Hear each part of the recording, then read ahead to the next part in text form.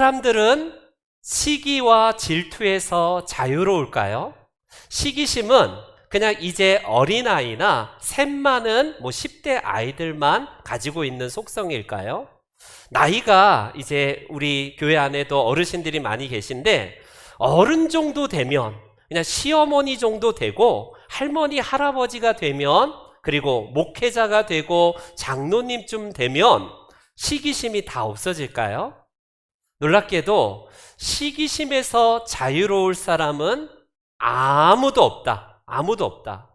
아무리 최고의 권좌에 앉아 있어도 아무리 많은 것을 누린다 하더라도 남들보다 보기에도 엄청나게 부러워할 만한 위치에 있어도 시기심은 우리를 가만히 두지 않는 속성을 가지고 있습니다. 어느 정말 경건한 목회자, 평생을 하나님과 동행하면서 정말 목회자로서 사람들의 칭찬과 인정을 받는 한 목회자가 계세요. 그런데 마귀는 그 목회자를 쓰러뜨리기 위해서 갖은 방법으로 유혹을 합니다. 이성을 통해서, 여성을 통해서 유혹을 해요.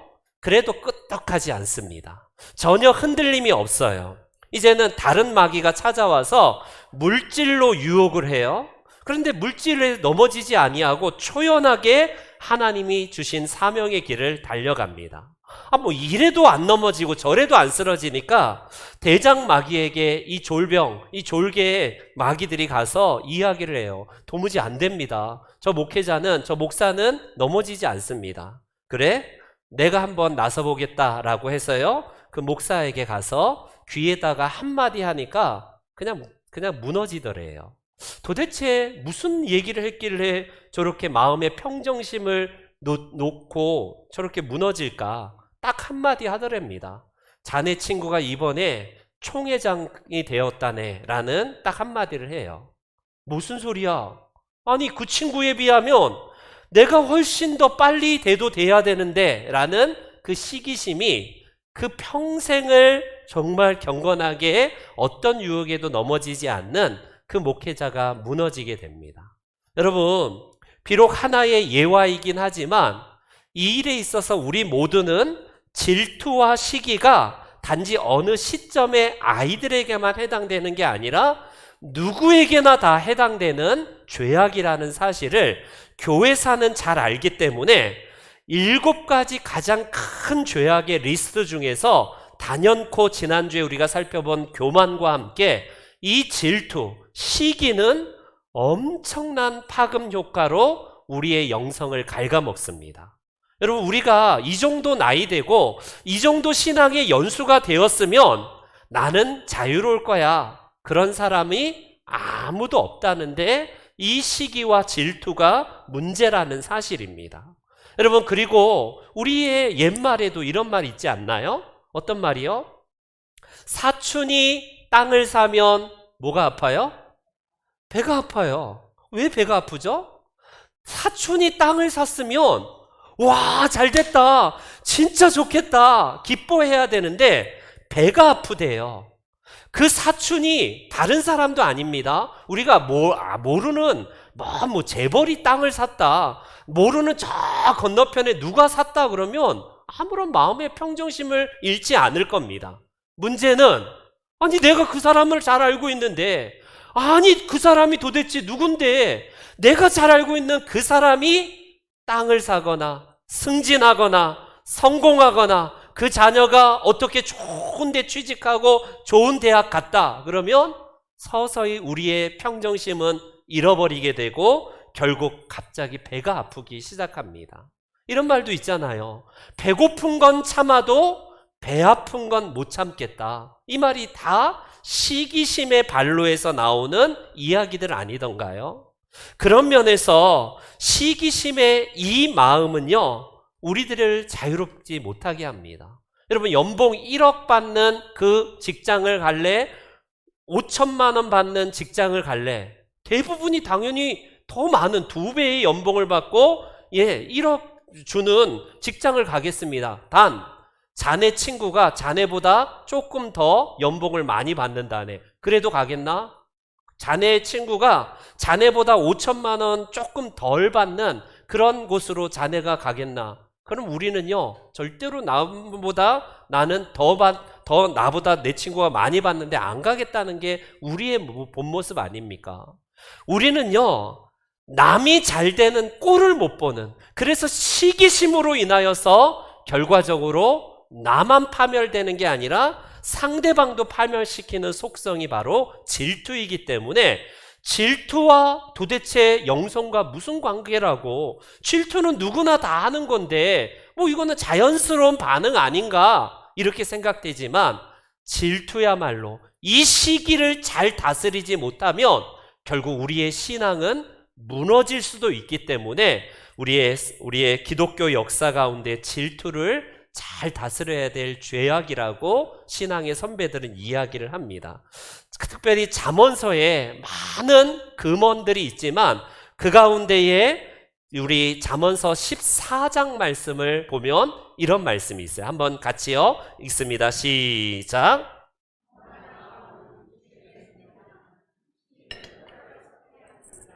평상시 할렐루야, 아멘, 감사합니다. 그렇게 살다가 사촌이 땅을 샀대요. 김집사가 땅을 사고 성공하고 승진했대요. 김집사, 이집사가 자녀가 잘 된대더래요. 그러면 어떻습니까? 갑자기 시기와 질투가 우리의 뼈를 썩게 한다라는 이 잠언서의 말씀은 사실 그대로입니다. 그대로예요. 여러분, 시기가 남을 무너뜨리고자 하는 그 마음이라면 내 안에 있는 뼈도 정말 무너뜨리고 문드러지게 하는 속성을 가진 것이 이게 질투래요. 인간으로서 우리는요, 역사 가운데 지난번에 교만은 하나님을 향한 대적의 마음에서 출발을 하게 되어서 아담과 하와가 에덴 동산에서 쫓겨나고 천사가 하늘의 권좌에서 땅으로 떨어지는 추락하는 역사를 보았지만, 이 질투도 만만치 않게 인류를 파멸의 속성으로 몰아갑니다. 우리가 잘 아는 아담과 하와의 첫 번째 아들 가인, 그는 장자로서 정말 큰 책임과 큰 은혜를 받는 사람 아닙니까? 그런데 그가 그의 동생 아벨을 어떻게 했어요? 아벨이면 하나님이 그의 예물을, 그의 제사를 받았다라고 한다면 내가 부족했구나, 다시 자기 자신을 추스리고 하나님 앞에 다시 자기 자신을 잘 정돈하여서 예배 받으시는 하나님께 나아가면 돼요. 회복이 있습니다. 그런데 이 일에 있어서 다른 사람도 아닙니다. 저 건너편에 있는 딴 사람도 아닌 지금 자기의 동생, 친동생을 무참하게 여러분 죽이는 그런 인류의 역사가 어디에서 시작돼요? 바로 시기심에서 발현이 되지 않습니까? 하갈을 학대한 사라를 보세요. 그 자녀 이스마엘을 낳았기 때문에 시기심이 발동됩니다. 여러분, 한나를 향한 이 분인나의 질투를 보세요. 남편 사랑을 독차지하는 이 여인을 못 살게 구는 겁니다. 빌립보 교회 안에 두 여성 지도자를 소개하고 있는데, 여러분 잘 알듯이 유오디아라는 여성과 지금 순두계라는 여성이 있는데, 이 두 여성에게 성경은 같은 마음을 품으래요. 왜 이 두 여성이 어떤 문제가 있었는지는 자세히 소개하진 않지만 제가 볼 때는 10중 8구 시기와 이런 어떤 질투로 인하여서 이 두 여성 간의 알력이 있지 않나 싶어요. 교회 안에서는 여러분 질투가 없을까요? 시기심은 교회 안에 있으면 다 사라지는 문제일까요? 어찌 보면 세상 사람들보다 교회 안에 있기 때문에 우리는 더 질투와 시기가 많을지 모르겠습니다. 더 성경은 그런 면에서 이 문제를 잘 다스리도록 우리에게 권면하고 있는 이유가 거기에 있어요. 여러분, 사람의 마음속에 깊이 뿌리 내려서 우리의 일평생 씨름하게 하는 그런 죄악이 바로 이 질투, 시기라면요, 우리는 어떻게 이 문제를 처리해야 될까요? 어떻게 이 죄악을 잘 다스리고 벗어나서 하나님이 주신 그 은혜의 마음으로 우리가 신앙생활을 감당해야 될까요? 놀랍게도 시기는 다른 사람이 아니라 우리의 가족, 지인, 형제, 친척, 사촌, 교회 안의 지체, 우리 사랑방 방원들, 우리 전도회 안에 있는 또 다른 누구, 그 사람을 향하고 있습니다. 오이디푸스 컴플렉스는 누가 누구에게 느끼는 시기인가요? 바로 아들이 아버지에게 느끼는 이런 시기심이 열등감으로 표출되는 게 오이디푸스 컴플렉스 아닙니까? 우리가 어렸을 때 자녀들을 키우면 자녀들이 똑같이 부모는 사랑한다고 하는데 형제들끼리 서로 미워하고 시기하고 질투하는 것을 봐요. 그러면 어렸을 때니까 그럴 수 있지. 근데 그 자녀들이 다 장성합니다. 나름대로 먹고 살만해요. 충분한 재산도 있는데 부모가 돌아가셨을 때 아니면 유산의 문제가 개입이 되면 먹고 살만한 형제 자매들이 서로 완전히 원수지간이 됩니다. 왜요? 왜? 이게 시기심이거든요. 이게 질투거든요.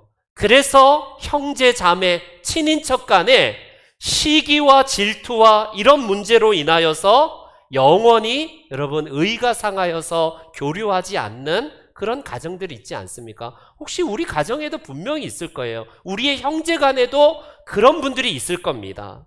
그렇기 때문에 우리에게 있어서 이 시기는 신앙과 별개의 문제가 아니라 신앙과 굉장히 여러분 뿌리 깊게 이렇게 걸려있는 신앙의 문제라고 할 수 있습니다. 그렇다면 우리는 이 시기가 무조건 잘못되기 때문에 무조건 없애야 될 무슨 공공의 적일까요? 아닙니다. 우리는 대개 그렇지만 아이들이 경쟁심과 시기심을 통해서 공부를 더 잘하는 경우도 있어요. 부모가 아니 언니 오빠 동생을 더 칭찬하게 되는 그 계기 때문에 마음이 상하고 시기하기 때문에 나도 공부를 열심히 해서 공부를 더 잘하는 계기도 삼게 됩니다. 직장에서 아니 나보다 더 늦은 부하 직원이 승진을 하게 되면 내가 좀 부족했나 보다. 내가 요걸 좀 더 보완하고 내가 더 열심히 해서 나도 다음에 승진해야겠다. 그렇게 되어서 결국 승진하는 예도 무수하게 있습니다. 꼭 우리는요, 이 시기와 질투가 다 나쁜 건 아니에요. 나 자신을 돌아보게 하는, 그래서 내가 부족한 사람이구나, 객관적으로 나를 바라보게 하고 나의 연약한 점, 내가 무엇인가 부족한 점을 발견하게 되어서 더 발전하는 방향으로 나아가게 합니다. 그런데 문제는 뭘까요? 문제는 이렇게 발전으로 나아가는 것은 극히 소수이고 대부분은 무너지게 된다는 겁니다.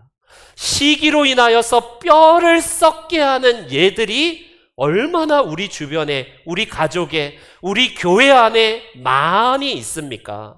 그래서 스스로 이 처음에는 시기심은 자기 비하가 시작돼요. 연민이 시작됩니다. 아니 나가 부족한 게 뭐지? 저 사람보다 내가 뭔가 부족하지? 괜히 내가 바보 같고 인생에 뭔가 루저처럼 보이고 내가 뭔가 참 나 좀 바보 같구나라고 처음에 시기심은 이렇게 시작되다가 점점 더 상대방을 향해서 여러분 미움의 눈길로 가게 되고 그 사람을 저주하고 계속 깎아내리려야지만이 직성이 풀리는 게 우리의 본 모습이에요. 어떻습니까? 여러분 경험해 보시잖아요. 나보다 교회 안에 누군가가 그 가족 안에 그 자녀가 잘 된다는 얘기를 들을 때에 잘 됐어요. 집사님 너무 축하해요. 이런 마음이 듭니까? 겉으로는 그런데 속까지 우리의 마음은 자유롭지 못하고 굉장히 불편해하고 우리는 시기로 인하여서 깎아놓습니다. 깎아내요. 깎아내려요. 그래야지만이 불공평한 이 세상이 공평하다라고 착각하게 만드는 것이 시기와 질투의 모습입니다. 우리는 그런 면에서 내가 부족한 것을 발견하고 나도 저 사람처럼 시도하자. 나도 이제는 다음에는 더 잘 돼야겠다. 이런 마음으로 나아갑니까? 아니면 우리는 어떻습니까? 계속해서 자기 연민을 넘어서서 자기 비하를 넘어서서 그 상대방을 저주하고 깎아내리고 어떻게든지 미워해서 말도 안 하고 서로 우리 등을 지는 예들이 얼마나 많습니까? 성경은 우리들에게 그런 면에서 하나님은 은혜로 아는 비결이 바로 이 시기심에서 자유로워야 된다는 것을 볼 수 있어요. 시기심은 계속 우리를 부정적인 질문을 하게 합니다. 저 사람이 가진 것 왜 나는 못 누리지? 아니, 저 사람은 저렇게 빨리 승진하고 저렇게 땅을 사고 더 잘 되는데 왜 나는 그런 걸 못 누리지? 이것을 다 외부의 원인으로 돌리고 이거는 분명히 불공평한 거야. 이거는 뭔가 잘못돼도 한참 잘못된 거야 라고 하면서 외부의 원인으로 자꾸 돌리면서 그렇기 때문에 저 인간은 끌어내려야 돼. 저놈은 도무지 저 자리에 있어서는 안 돼 하면서 계속해서 그 시기심이 발동되어서 상대방을 파멸로 인도하는데 문제는 나도 같이 파멸에 이르게 하는 속성을 가지고 있다는 겁니다. 그렇기 때문에 우리는요, 항상 오늘 이 문제의 두 번째, 죄악을 벗어나기 위해서는 어떻게 해야 될까? 여러분, 누군가가 나보다 잘 되는 모습을 보면 여러분은 어떤 마음이 듭니까? 교회 안에서 A집사, B집사님이 서로 함께 신앙생활 잘하는데 B집사님이 더 잘 되면 A집사님의 마음은 어떨까요? 같이 잘 되거나 같이 못 되면 그냥 평정심을 잃지 않는데 한 사람이 뭔가 더 잘 된다면 박수를 보내줄 용의가 있습니까? 그 사람을 칭찬하고 같이 손잡아주고 함께 기뻐할 수 있습니까? 솔직히 우리는 그러지 못할 때가 더 많습니다. 우리는요, 그런 면에서 오늘 본문에 반면교사로 삼아야 될 사람이 바로 사울 왕이에요. 사울 왕. 사울 왕은 어떤 조건의 사람입니까? 이스라엘의 초대 왕입니다. 이스라엘의 초대 왕은 백으로 줄로 왕된 게 아니에요. 사람들이 볼 때에 와, 저 청년이면 우리의 왕이 되기에 딱 합당한 사람이다. 저 사람이야말로 진짜 하나님이 우리나라에 허락한 왕이다. 머리가 하나 더 있을 정도로 키도 크고요, 잘생기고 용모뿐만 아니라 지혜가 탁월한 사람이 사울이에요. 베냐민 지파에서 정말 자랑스러운 사람이 왕으로 선택되었습니다. 그의 초기에 이 왕으로서 굉장히 탁월한 식견을 발휘해요. 특별히 사람을 등용하는데 다윗을요, 군대 장관으로 앉힙니다. 그는 자기가 같이 함께 참모진을 구성하는 데 있어서 자기가 사람 볼 줄 알기 때문에 다윗을 쓰지 않습니까? 다윗이 이제 얼마 나이도 되지 않는 이 다윗을요, 군대의 장관의 요직에 앉힐 정도로 굉장히 멋진 지도자예요. 다른 사람의 탁월함을 발굴하여서 자리에 앉힐 수 있는 지도자는 여러분 인류 역사에서 참 보기 드문 지도자이고, 이런 사람이야말로 지도자에 합당한 사람 아닙니까? 이렇듯 사울은 한 나라의 왕으로서, 지도자로서 흠이 없고 100% 자격을 갖춘 왕으로 출발을 합니다. 그런데 여러분, 그가 다윗을 선택했을 때는 별 문제가 없어요. 문제가 없습니다. 그런데 우리가 질투는 어떤 속성을 가졌냐면 그 상대방을 향한 눈이 100개 눈으로 바뀌기 시작하고 그 눈은 결국 화살로, 도구로 변한다라는 말이 있습니다. 처음에 아무런 시기심이 작동되지 않을 때에는요, 그냥 하나의 눈으로 봐요. 두 개의 눈으로. 그러나 우리는 어떻습니까? 시기심이 발동되면 그를 향해서 100개의 눈으로, 그게 눈이 도구로 변하고 화살로 변해서 그 사람을 주목하게 됩니다. 우리 사울이 이런 계기를 맞게 된 것이 뭐냐면요, 어떤 일이 발생되냐면 오늘 6절부터 읽었는데 5절에 이런 말씀이 있어요. 5절 말씀을 다 같이 한번 읽어보겠습니다. 시작.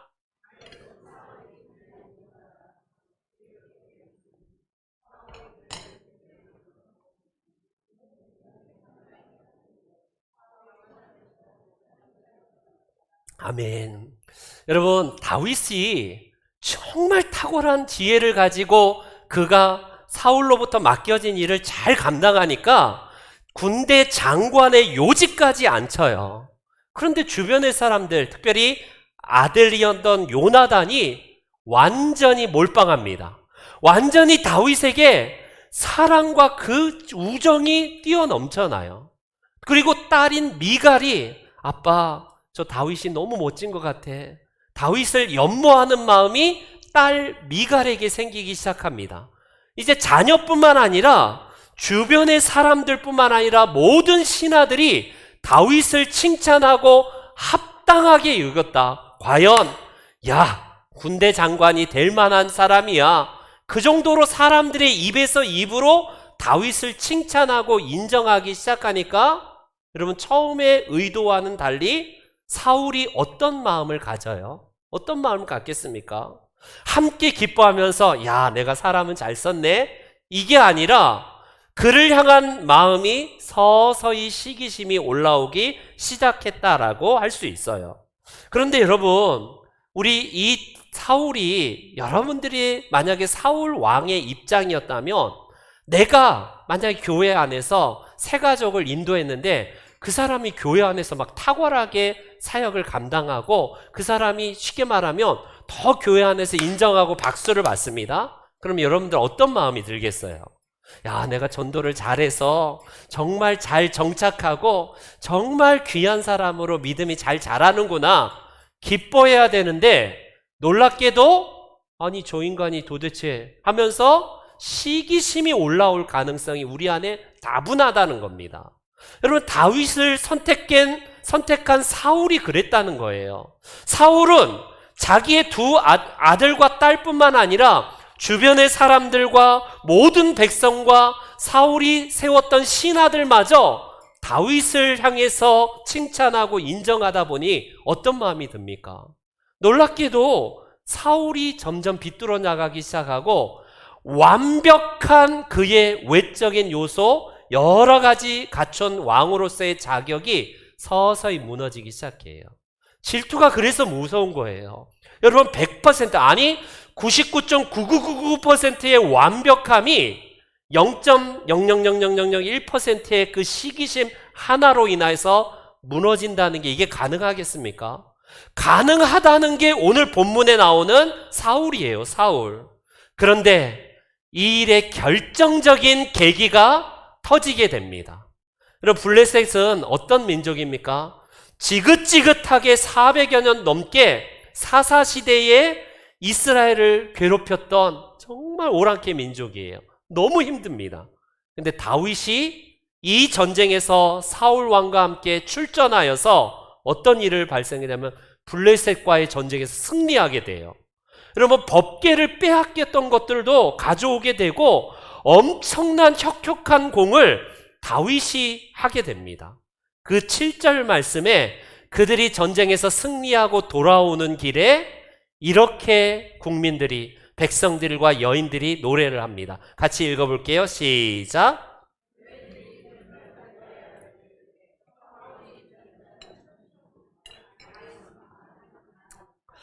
와, 사울 왕이 드디어 우리나라를 전쟁에서 승리했구나. 사울은 죽인 자가 천천히다 라고 거기서 끝났다면 사울은 막 마음이 붕붕붕 떴을 거예요. 야, 드디어 내가 왕이 되어서 이 나라를 블레셋으로부터 구원했구나. 그런데 문제는 뭐예요? 항상 비교한 거 아닙니까? 우리 속성은 비교예요. 다윗은 만만이로다. 무려 10배의 공을 사람들이 여러분 다윗에게 돌리고 있어요. 여러분들 어떻게 반응하시겠습니까?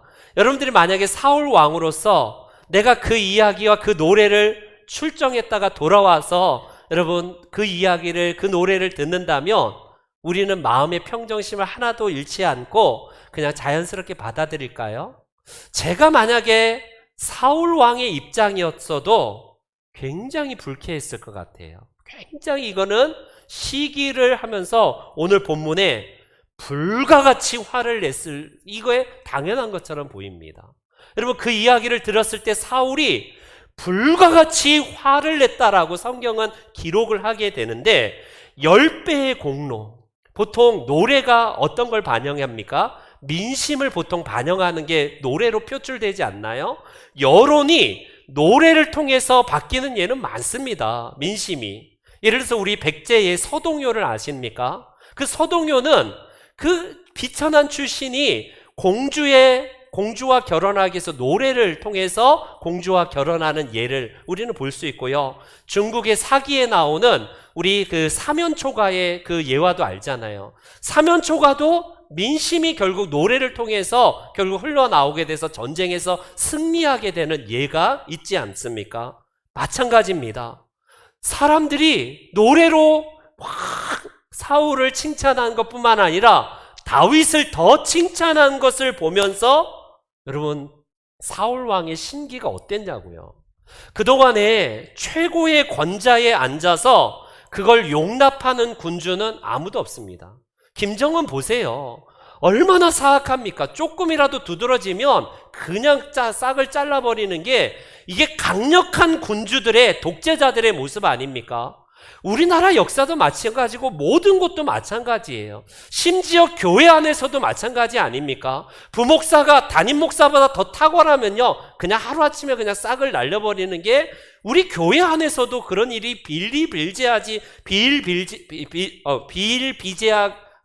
맞습니까? 아무튼 그래요. 여러분 이 일에 결과적으로 사울은 어떻게 반응을 했는지 9절 끝에 이런 말씀이 있어요. 9절에 여러분 함께 읽어볼게요. 시작. 주목하였더라. 다윗이 정말 잘하는구나. 그 주목이 아니라 그때부터 100개의 눈이 결국 화살로 바뀌고 다윗을 향해서 계속해서 그를 호시탐탐 이제 노리게 되는 겁니다. 여러분 이게 무서운 거예요. 왕으로서 해야 될 사명과 그에게 맡겨진 그 많은 일들을 제쳐놓고 저놈 죽여야겠다. 저 눈엣가시 저 다윗을 제거해야겠다. 그때부터 이 사울이 했던 일은요 아무것도 없어요. 이 사건을 계기로 사울이 죽기까지 했던 일은요 다윗 쫓아다니면서 죽이는 일밖에 하지 않았어요. 너무나 비참하지 않습니까? 그의 모든 조건은 너무나 좋아요. 여러분 다윗은 일개의 그냥 신하일 뿐입니다. 이제 나이도 한참 어린 그냥 그런 소년이에요. 그런데 이 사울은요 자기가 가지고 있는 이 조건을요 그 하나의 시기심으로 해서 완전히 무너지게 됐습니다. 무너지게 돼요. 주목하였다라는 것은요 질투하는 눈, 시기하는 눈으로 계속해서 그때부터 다윗을 계속해서 바라보기 시작했다라는 말입니다. 잠깐 시기에서 있다가 끝난 게 아니라 죽을 때까지 일평생 따라다니면서 사울을 무너뜨리게 된 죄악이 바로 이 시기와 질투였다라는 사실입니다. 대개는 시기를 갖는 사람들은 분별력이 없어져요. 우리가 아무리 조언을 하고 아무리 그 사람에게 설득을 해도요 안 들립니다. 그것만 보기 때문에 판단과 분별력이 사라지는 게 이게 바로 이 시기의 마음입니다. 놀랍게도 저 사람 정도면 분별력이 있겠지. 저 정도 기도하는 사람이면 충분히 저 사람 분별할 수 있겠지. 아니에요. 시기가 한번 그 사람의 발목을 잡으면 아무것도 보이지 않습니다. 아무것도 들리지 않아요. 그 상대방을 죽이고 끌어내리는 일에 온통 혈안이 되는 게 이게 시기의 무서운 죄악의 모습이라고 할 수 있습니다. 여러분 교회 안에서 아니면 사촌 중에 우리가 아는 지인과 친구 중에 누군가 나보다 더 칭찬받고 인정받고 그 사람이 누군가가 인기가 있으면요 여러분들 어때요? 솔직하게 어떻습니까? 여러분 그 사람이 만약에 나보다 탁월한 어떤 대단한 사람이라고 하면 배 아플 것도 없습니다. 사촌이 아니라 저 먼 데 있는 누군가 잘난 사람, 멋진 사람이 그랬다고 하면 땅을 사건 말건 우리는 아무 평정심을 놓지 않아요. 문제는 우리가 갖는 시기심의 거의 대부분은 나와 비슷하거나 아니면 나보다 못한 사람이 그 사람이 잘 되는 걸 보고 우리는 시기를 갖게 돼요. 목사는 대개 여러분 누구에게 시기를 갖냐면 목사에게 갖습니다.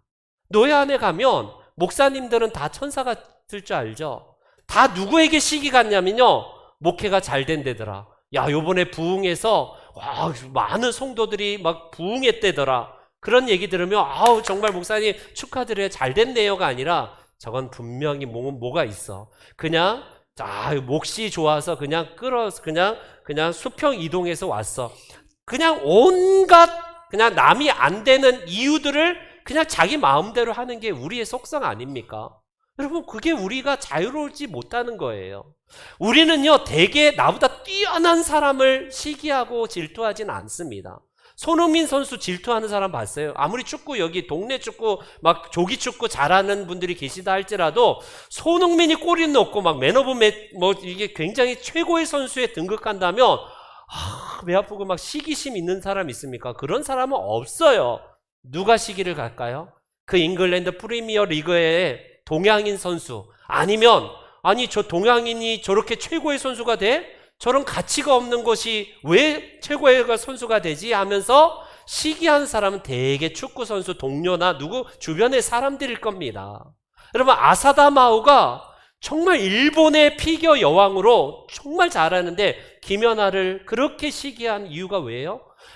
내가 김연아가 나오기 전엔 잘했는데 김연아가 나오니까 막 자기가 시기 때문에 어렵다고 하지 않습니까?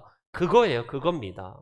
우리는 우리에게 있어서 가장 잘 되는 사람이 탁월한 사람이 아니라 내 주변의 누구, 아니면 나보다 못한 조건의 사람이 나보다 더 잘 됐을 때 느끼는 감정입니다. 그러다가 그 사람이 한순간에 안 되면 어떻습니까? 겉으로는 안 됐다, 아유 안 됐다 하면서 손을 잡아줄지 모르지만 속으로는 쾌재를 부르고 막 즐거워하는 속성이 우리 안에 있다라는 사실입니다.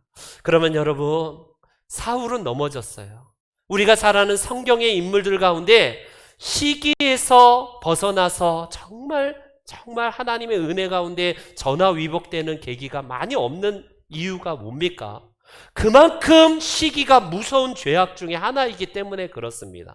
그렇다면 여러분, 우리는 어떻게 하면 이 시기심에서 벗어날 수 있을까요? 저를 한번 따라해 주세요. 비교하지 말기. 시작. 비교하지 말기. 여러분, 신윤복의 그림과 김홍도의 그림 어떤 게 더 잘 그렸어요? 여러분, 작품은 뭐가 잘 되고 잘못되고 그게 평가할 일이 아닙니다.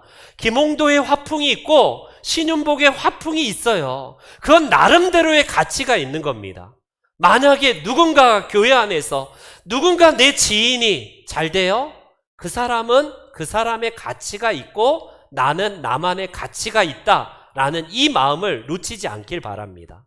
1달란트 받은 사람이 왜 2달란트, 5달란트 받은 사람과는 달리 왜 땅에다가 그 1달란트를 묻어놨을까요?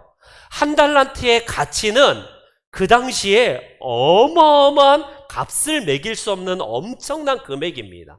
문제는 내가 가진 이 1달란트만 볼 때는 황송이에요. 주인으로 받은 이 1달란트가 엄청 큽니다. 근데 2달란트, 5달란트 받은 순간 그 사람들을 볼 때에 시기심 때문에 무너지지 않았을까요? 내가 이런 처사를 받아야 돼? 이런 부당한 처사가 있어? 라고 하면서 괜히 왜 주인의 좋은 일을 해야 돼? 라고 하면서 아무것도 하지 않는 것으로 발전하게 됩니다. 여러분, 내가 1달란트 받았습니까? 남들보다 조금 인기가 없고 남들보다 칭찬을 덜 받아요? 그러면 그럴 만한 가치에서 그 사람들이 받는 것과 나의 가치에서 내가 더 노력하고 발전하면 돼요. 그런 걸 가지고 우리는 비교하면서 배 아파하고 자기 비하에 빠지고 원망하고 그 사람을 끌어내리려는 이것들은요, 내가 가진 축복을 놓치게 되는 정말 바보 같은 모습이라고 할 수 있습니다. 그렇기 때문에 사랑하는 여러분, 우리에게 있어서 비교의식의 발목은 절대로 우리를 놓치지 않고 끊임없이 붙들고 갈 거예요. 그럴 때마다 그래, 네가 아무리 흔들어도 나는 하나님의 가치가 있는 사람이야, 꼭 기억하시기를 바랍니다. 또 하나, 한번 저를 따라해 주세요. 하나님에 의한 나의 규정. 시작. 세상이 우리를 평가합니다. 아, 너 잘한다. 너 못한다. 너 몇 점짜리야. 너는 이거야. 그런 거에 따라서 승진하기도 하고 우리가 대학도 등급대로 따라가기도 하고 성공도 하기도 하고 그렇게 되는 게 세상의 평가입니다. 어찌 보면 나는 더 노력했는데 승진해서 누락될 수도 있고요. 여러 가지 이 세상은요, 환경에 따라 나를 규정하는 게 불공평할 수도 있어요. 그러나 여러분, 그런다 할지라도 일희일비하지 마십시오. 일희일비하지 마세요. 세상이 나를 평가하는 것은 여러분 영원하지 않습니다. 누가 나를 평가해야지 영원하고 그게 맞는 평가냐면 하나님이 나를 평가하신다는 사실을 기억하십시오. 여러분, 하나님 앞에 섰을 때 사울이 만약에 정말 사람들의 평가나 이런 것들이 흔들리지 아니하고 하나님이 나를 궁극적으로 평가하신다는 사실을 알았다면 그는 시기심에서 자유로울 수 있었던 사람일 겁니다. 근데 이걸 놓치고 살았던 거예요. 여러분, 하나님이 나를 평가하신다는 사실을 안다면 우리 안에 있어서 어떤 것이 우리의 삶을 여러분 방해할 수 있겠습니까? 탕자가 돌아왔을 때에 가장 기뻐해야 될 사람이 탕자의 형 아닙니까? 아버지와 더불어서 내 동생이 돌아왔구나 라고 그를 맞아들이고 함께 아버지와 기뻐해야 되는데 송아지 잡은 걸 가지고 울고불고 난리칩니다. 버선발로 깜짝 놀라서 큰아들이 안 들어온다는 소식을 듣고 아버지가 나가서 왜 그러냐 아버지, 도대체 나한테 이렇게 부당한 처사를 할 수 있습니까? 내 평생 아버지 곁에서 저는 명을 어김이 없고 내가 이렇게 뼈 빠지게 일했는데 동생이 돌아온다고 뭐라고요? 나에게 돌아올 저 상속인 송아지를 잡아서 줘요? 이런 부당한 처사가 있습니까? 막 그냥 대노를 해서 아버지에게 평생 해본 적이 없는 그냥 아버지에게 대듭니다. 네, 그때 아버지가 한마디 하지 않습니까? 아들아, 내게 있는 게 다 내 것이 아니냐. 우리는 대개 세상의 평가에 민감하고 사람들의 평가에 예민해서 그 사람이 받는 그 평가, 송아지를요, 다 전부인 줄 생각해요. 하나님은 말씀하십니다. 내게 있는 게 다 내 것이다. 하나님께서 우리를 평가하시는 평가야말로 우리를 진정으로 기쁘게 한다면 여러분, 시기심에서 좀 놓일 수 있을 거예요. 내가 이런 부당한 평가를 받고 교회 다녀? 이 교회는, 이런 부당한 교회는 떠나야 돼. 그런 분들이 있습니까? 여러분, 하나님 앞에 선다는 사실을 기억하십시오. 하나님에 의해서 내가 규정된다는 사실을 우리는 가장 기뻐하는 요소로 안다면 흔들리지 아니하고 주의 길 걸어갈 수 있을 겁니다. 바라기는 우리 성도 여러분 한 분 한 분은 작품이에요. 하나님이 우리를 엑스트라로 상품으로 만들지 않냐고 주인공이자 최고의 걸작으로 우리를 창조하셨다는 사실 꼭 기억하셔서 모든 질투에서, 시기심에서 여러분 자유로우시기 바랍니다. 오늘부터 하나님께서 나에게 주신 소중한 그 마음을 붙들고 인생에서 승리하시는 우리 모든 성도님들 되시기를 주의 이름으로 축원합니다. 아멘.